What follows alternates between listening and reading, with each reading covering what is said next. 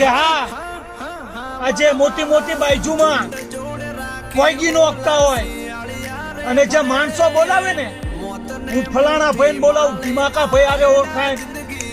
ઈ ફાટેલી નોટું કરે ઈ હાવજુના કામ નહીં અને આ જે તમારો બાપ રહ્યો ને ઈ એકો હે ઈ પોતે પોતાના તાકાત ઉપર પોતાના દમ ઉપર લડી લે કારણ કે કોઈને દેખતા નહીં અને તમારા જે ફાટલી નોટું ચાલતી છે ને બજારમાં તો તમારા બાપના એટલે સિક્કા બોલાય સિક્કા હુકુમ કા એક્કા आपा परवान 24 घंटा सबका रहता है जो कदापि बड़ मोड़ू लागे तो व्यंग